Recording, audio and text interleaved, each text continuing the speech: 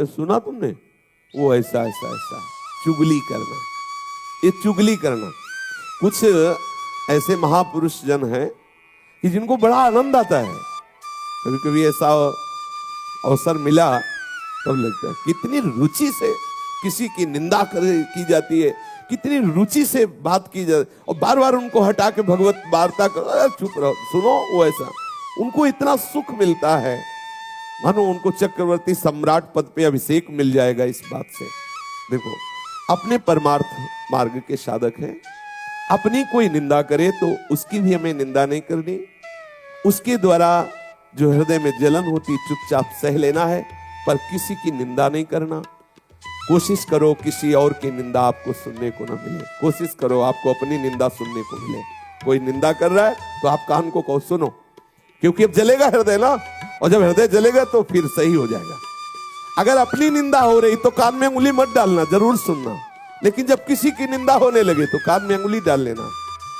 जब अपनी प्रशंसा होने लगे तो कान में उंगली डाल लेना, जब दूसरे की प्रशंसा हो रही तो उंगली हटा लेना। तो अंदर तुम्हें पता चलेगा कि क्या है तुम्हारी स्थिति। दूसरे की प्रशंसा सुनकर आनंदित होना, ये हमारे साधुता के मार्ग में लाभदायक है। अपनी प्रशंसा सुन करके हृदय में सकुचाहट आ जाना, मैं अधम, ये कैसा, यह है परमार्थ का स्वरूप। अपनी निंदा सुन करके आनंदित होला, देखो प्रभु ये ठीक कह रहे, ऐसा ही मैं हूं। दूसरे की निंदा जब बात हो तो कान में उंगली डाल लो, नहीं नहीं हमें नहीं सुनना। बोलना तो है ही नहीं किसी के विषय में, पर चर्चा ही हमें दोष से युक्त कर देती है। भगवत चर्चा छूटी, जहां किसी की चर्चा तहां कोई न कोई अपराध बन जाएगा, वाणी का अपराध बन जाएगा, हम निंदा कर बैठेंगे। ये दूसरे की बातें देखी सुनी चुगली करना है, बिल्कुल ठीक नहीं है। एक दूसरे के विषय में वार्ता करना परमार्थ के हानि की बात है। जब एक दूसरे मिले तो बोधयंतः परस्परम, भगवत चर्चा करें। श्री स्वामिनी जी के रूप गुण का, उनकी लीला का, उनके हास परिहास का वर्णन करके हम अपने मन को निर्मल करें, आह्लादित करें। ये चुगली करना ठीक नहीं है। शास्त्र आदेश करता है कि ये जो चुगली करने का स्वभाव, इसे छोड़ो, क्योंकि इसके छोड़ने से आपका हृदय निर्मल होगा। ये वो सद्गुण है जो भगवान को अधीन कर लेते हैं। हमें किसी के विषय में नहीं बोलना, यहां तक कि अपने को सता रहा हो तो धर्म कहता है कि उसका भी परिचय मत बताओ। ये बड़ा सूक्ष्म विषय धर्म का है। जब धर्म स्वरूप बैल को जब परीक्षित जी ने देखा कि उसके चरण टूट गए हैं, तीनों एक चरण से चल रहा है और एक पुरुष प्रहार भी कर रहा है, पूछा बैल से जो धर्म रूप में था कि आपको दंड कौन दे रहा है? तो बोले इसका ठीक निर्णय नहीं किया जा सकता कि कौन दंड दे रहा है। जैसे जैसे वार्ता हुई परीक्षित जी समझ गए ये धर्म है, क्योंकि धर्म कहता है कि अपने को भी जो सता रहा है उसका भी परिचय न बताए, क्योंकि वो कोई न कोई मेरा कर्म ही है जो उसको प्रेरित करके आया है और मुझे दुख दे रहा है। वो बेचारा तो निमित्त मात्र है, वो थोड़ी हमें दुख दे रहा है। कोई न कोई कर्म, को न काहू के दुख सुख कर दाता, निज कृत कर्म भोग सुन भाता। अगर कोई हमें आकर के पीट रहा है तो सच्ची मानिए हमारा कर्म ही कोई उसके ऊपर बैठ गया और वो आकर हमें पिटवा रहा है, हम उसका भी विरोध नहीं करते। यही तो साधुता है। इन्हीं सद्गुणों से तो प्रभु रीझ जाते, प्रभु प्रसन्न हो जाते हैं। हमें ये बात धारण करनी हृदय में। प्रभु के मार्ग में चलने का आपका उद्देश्य है तो आप चुगली करना छोड़ दीजिए। देखो किसी से कहना नहीं, कसम खाओ किसी से नहीं कहे, और अब वो दूसरे से बोलेगा देखो कसम खाओ किसी से मत कहे। पूरी समाज में बात हो गई और वो किसी से कहना भी नहीं है। ये बहुत प्रपंच का विस्तार अंदर होता रहता है, हम समझ नहीं पाते हैं। अच्छा, बात जैसे हमने सुनी या देखी ना, तो गरिष्ठ भोजन पालो तो उसके पचने के लिए, जैसे पाचन शक्ति बढ़ाने वाली ऐसे पदार्थ है कि पालो तो पच जाएगा। ऐसे ही जब किसी की बात अगर आपके हृदय में पहुंच गई और आप नाम जपना शुरू कर दें तो भले पच जाए, नहीं तो चाहे दीवार से बोलना पड़ेगा। आहा, अब थोड़ी शांति मिली। वो जैसे नहीं पेट में गुड़ होए तो फिर अब उसमें चूरन, पंचसकार चूर्ण या कोई ऐसा डाल लो तो भले बच जाओ, नहीं तो वो फिर बार बार खट्टी डकारें आना और ऐसा। तो ऐसे इसमें डकार से आती थी। कैसे बोले, कोई तो मिले तो बोले सुनो, किसी से कहना नहीं। बोले क्या? बोले पहले बताओ किसी से। बोले कसम से नहीं कहेंगे। अब वो उनसे, अब वो दूसरे से बोले कि ऐसा, ये परमार्थ के विपरीत चेष्टा है, थोड़ा हम हजम करना, पर हजम करने की औषधि नाम है। अगर नाम जप नहीं हो रहा तो हजम नहीं होगा। वो बिल्कुल धरी रहती है यही, और जब निकाल देना, किसी से बात कर देना, तब लगता है हाँ अब शांति मिली है। वो तो कहना ही पड़ेगा। इसलिए नाम जप के द्वारा पचा सकते हो, अन्यथा नहीं। अगर नाम जप नहीं तो आप ये पचा नहीं सकते। वो आपसे बुलवाएगी, चुगली करवाएगी, निंदा कराएगी। दोष दृष्टि द्वेष वृत्ति मिटा करके हमें सर्वत्र भगवत भाव करना है।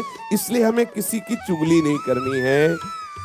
सबको सुख पहुंचाने की भावना, सबसे सुंदर दया का स्वरूप यही है। सबका मंगल हो, सब सुखी हो। कैसे होंगे? नाम कीर्तन से, नाम जप से, लीला कीर्तन से, लीला श्रवण से सबका मंगल होगा। आप किसी को 2 रोटी दे देते हैं तो उसका मंगल थोड़ी हो जाएगा। थोड़ी देर के लिए भूख मिटी, फिर 4-6 घंटे बाद फिर उसको सताने लगी। वास्तविक दया का स्वरूप क्या है? सबका मंगल हो, सब सुखी हो, सब आनंदित हो। तो किससे होंगे? सबका मंगल, सबका सुख, प्रभु का नाम कीर्तन श्रवण करना, प्रभु का नाम कीर्तन गायन करना, प्रभु की लीला कथा श्रवण करना, प्रभु की लीला कथा गायन करना सबसे बढ़िया निरपेक्ष दया है।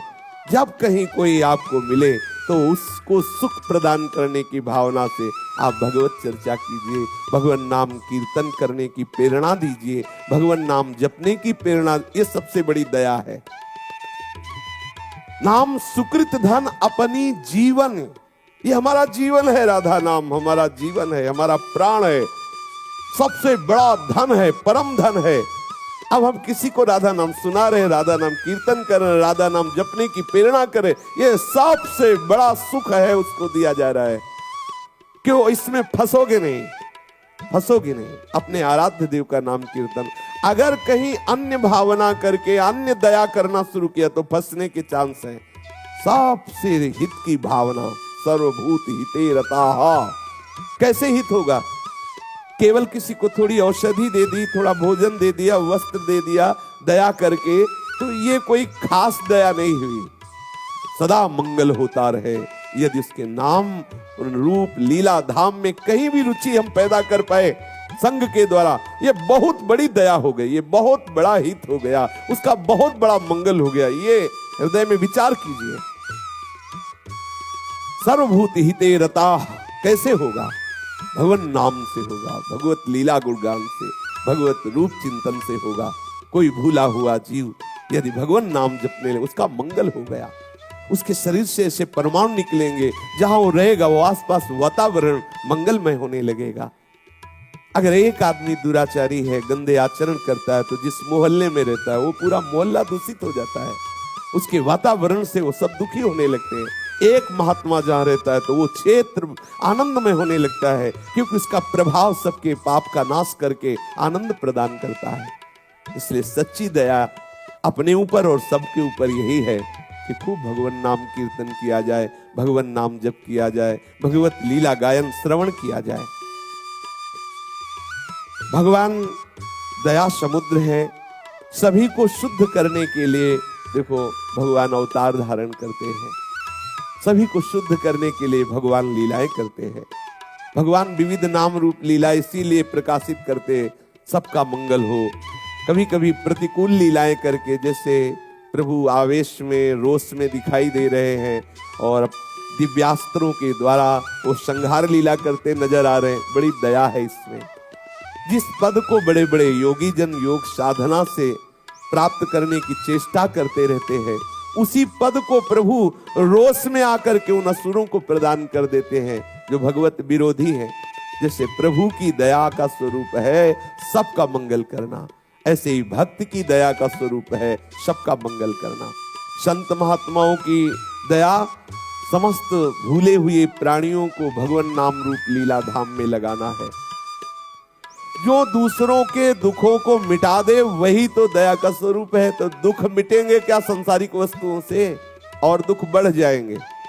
आप सोच रहे हैं कि अगर इसके मकान में बिजली लग जाए, एसी लग जाए तो आराम से सोएगा। ठीक है, आपने लगा दिया, लेकिन हर महीने अब जो बिल बढ़ने लगा तो अब वो दुख तो बढ़ रहा है ना। अब वो बिगड़ेगी वो मशीन, उसको सुधारने का। अगर वास्तविक शीतलता प्रदान करनी है तो प्रभु के चरणारविंद, प्रभु के नाम, प्रभु के रूप, प्रभु के लीला, ये है दया का वास्तविक स्वरूप। साधक को चाहिए कि अलोलुप्तम रूपी सद्गुण धारण करें। इंद्रियों का विषय भोग के लिए प्रतिपल लालायित रहना स्वभाव है। जो हमारी 5 ज्ञान इंद्रियां हैं, उनका स्वभाव है नीचे की तरफ उतरना। संसारिक रूप देखना, संसारिक सुगंध सूंघना, संसारिक स्वाद लेना, संसारिक स्पर्श सुख लेना, संसारिक शब्द सुनना, इनका स्वभाव है। अब इस स्वभाव का परिवर्तन करके भगवत भाव में लाना है। ये जो स्वभाव, इसे लोलुपता कहते हैं, और इस स्वभाव पर विजय प्राप्त कर ले उसे अलोलुप्तम कहते हैं। ये दैवी संपदा है, ये भगवत प्रसन्नता का अनुभव कराने वाला सद्गुण है। हम उतनी ही वस्तुओं का सेवन करें जिससे हमारा भगवत चिंतन सतत चलता रहे। सच्ची मानिए, ये जो बहुत गरिष्ठ भोजन है, बहुत मीठा भोजन है, ये जो कई तरह की, ये हमारे अंदर कई वासनाएं पैदा कर देता है। आप एक दिन माधुकरी या सात्विक भोजन भगवत अर्पित करके पाइए, दूसरे दिन पूरी कचौड़ी, समोसा और गुजिया, गुलाब जामुन, ये सब भरपेट पाइए। फिर आप दोनों दिन के भजन का निर्णय कीजिए, दोनों दिन के विचार को आप डायरी में लिखिए, ईमानदारी से निर्णय करके। आप एक दिन जो सात्विक भोजन भगवत प्रसाद स्वरूप पाए, तब आपके क्या विचार थे, कैसी भजन पद्धति चली, और दूसरे दिन जब आप भंडारे का पाए या ऐसा गरिष्ठ भोजन पाए, तब आपके कैसे विचार रहे, देख लीजिए। ये लोलुपता छोड़ने के लिए आपको एक नियम बनाना पड़ेगा। समाज में जो अच्छे पदार्थ कहे जाते हैं उनसे आपको बचना होगा। ये बहुत अच्छा भोजन बना हुआ है, वो आपके भजन को नीरस करने वाला है। ये इंद्रियों की लोलुपता, एक एक इंद्री को संभालना होगा। हम ऐसे रूप देखने के मार्ग में चले हैं जो रूप समुद्र हैं। क्या कौन सा रूप है ऐसा, यहाँ सब नाशवान, परिवर्तनशील। ये जो शरीर आप देख रहे हैं, इसमें कुछ भी डालो मलमूत्र बन जाता है। क्या खास बात इसमें है? जरा सा रोग हो जाए तो चेहरा बदल जाता है, जरा सी अंदर कोई क्षोभ वृत्ति आ जाए तो क्या होता है, थोड़ी देर में मृत्यु। कि अब अपने को लगता है 100 वर्ष 80 वर्ष, अरे ऐसे गए 100 वर्ष, देखते देखते गए। इस इंद्रियों के विलास को कब तक नेत्र सोचते हैं ये सुंदर, ये सुंदर, कहीं कोई सुंदर नहीं। देख लो क्या सुंदर है। क्या जब प्रभु की तरफ आप देखोगे तब आपको पता चलेगा कि सुंदरता किसे कहते हैं।